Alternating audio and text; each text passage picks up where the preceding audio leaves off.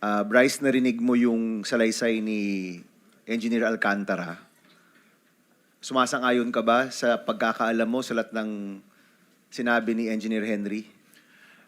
Opo. Actually, lahat po ng dinideliver niya, kami nga po ang nag-aayos ng mga pera nito. Kagaya po nung nasabi ko sa mga unang hearing po natin. So para lang malinaw, lahat ng sinabi niya under affidavit, under oath, sa tingin mo, kinocorroborate mo yung kanyang sinasabi na tama ang sinasabi niya?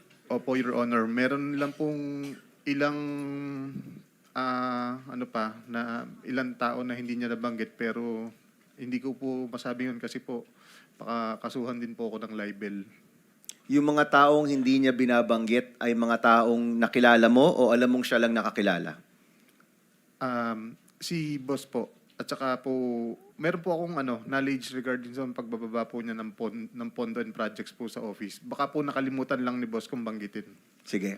Mr. Chairman, I hope we can also put together the testimonies of Mr. Hernandez and Mr. Alcantara na nagmamatch yung kanilang mga kwento. Eventually, we will do that and submit everything to the ICI. No?